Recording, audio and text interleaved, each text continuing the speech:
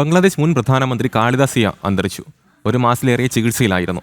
ഭാരതവുമായുള്ള നയതന്ത്രബന്ധം തുടരുന്നതിനും ബംഗ്ലാദേശിന്റെ വളർച്ചയ്ക്കും വലിയ പിന്തുണ നൽകിയ നേതാവായിരുന്നു ഖാലിദ സിയ എന്ന് പ്രധാനമന്ത്രി നരേന്ദ്രമോദി അനുശോചനത്തിൽ പറഞ്ഞു.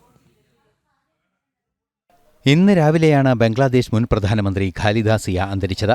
നവംബർ 23-ന് ആശുപത്രിയിൽ പ്രവേശിപ്പിച്ച ഇവരുടെ ആരോഗ്യനില ഗുരുതരമാവുകയും പിന്നീട് മരണപ്പെടുകയുമായിരുന്നു. ബംഗ്ലാദേശിന്റെ ആദ്യ വനിതാ പ്രധാനമന്ത്രിയായിരുന്നു അവർ.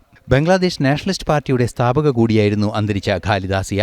ഖാലിദ സിയയുടെ നിര്യാണത്തിൽ പ്രധാനമന്ത്രി നരേന്ദ്രമോദി അനുശോചനം അറിയിച്ചു. 2015-ൽ അവരുമായി നടത്തിയ കൂടിക്കാഴ്ചയും പ്രധാനമന്ത്രി സമൂഹമാധ്യമ പോസ്റ്റിൽ ഓർത്തെടുത്തു. ഭാരതവുമായുള്ള ബന്ധം ശക്തമായി തുടരുന്നതിനും ബംഗ്ലാദേശിന്റെ പുരോഗതിക്കും വേണ്ടി പ്രയത്നിച്ച വ്യക്തിയായിരുന്നു ഖാലിദ സിയ എന്നും പ്രധാനമന്ത്രി അനുശോചന സന്ദേശത്തിൽ പറഞ്ഞു. ബംഗ്ലാദേശ് നിർണായകമായ തെരഞ്ഞെടുപ്പിന് ഫെബ്രുവരിയിൽ സാക്ഷ്യം വഹിക്കാനിരിക്കെയാണ് ഖാലിദ സിയയുടെ മരണം. ഇന്റർനാഷണൽ ഡെസ്ക്, ജനം.